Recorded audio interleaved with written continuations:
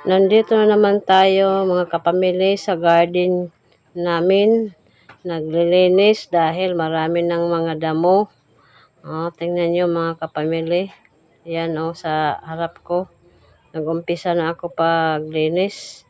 At saka hindi naman mainit dahil hapon na ngayon. So umpisa na ako sa paglilinis. Malawak pa naman yung namin. Lilinisan ng mga damo. So, dahan-dahan lang ako naglilinis. Hindi ako nakaupo, no? Dahil yung upuan namin medyo mataas. Sakit sa hawak. Yan. So, yan ang mga lilinisan namin. Yun ang mga okra, maliliit pa. Ayan. Yung sa gilid ng garden ko, yung mga kamuting kahoy. Hindi magkaparehas yung tubo niya dahil nalalanta yan sa laging ulan. So ngayon, hindi na nag-uulan. Pag mag-ulan, minsan sa gabi or sa umaga pero sandali lang. So salamat sa Panginoon dahil ngayon tag-araw na. So yan ang ginagawa ko pag wala akong trabaho. Sa garden talaga ako. Dahil mahilig talaga ako magtanim-tanim, no?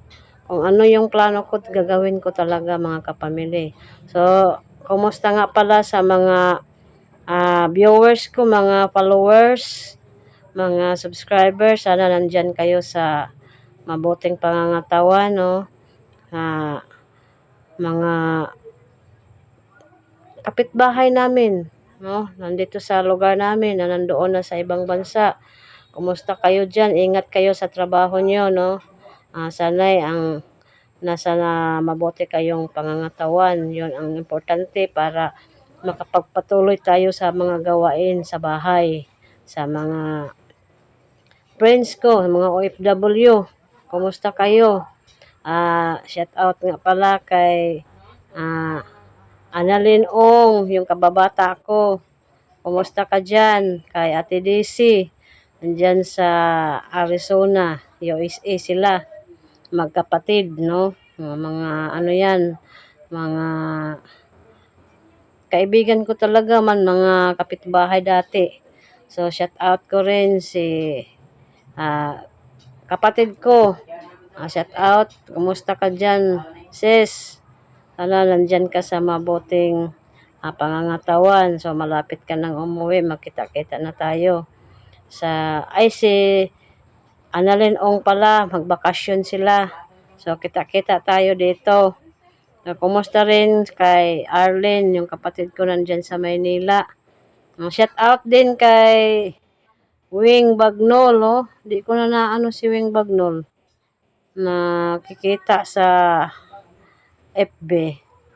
Baka nag-change ng siya, profile. Yung account niya. Kumusta rin sa mga anak mo? Kay Ate Mercy, kumusta? Sino pa ba? Si Ter Bergie, Paglinawan, kumusta ka, Ter? So, malapit ka nang umuwi dito sa atin. Ingat lang dyan. Sana nandyan kayo sa mabuting pangatawan. Sa lahat ng mga friends ko, kumusta kayo dyan? Sana ang Panginoon laging nakasubaybay sa inyo. Thank you very much.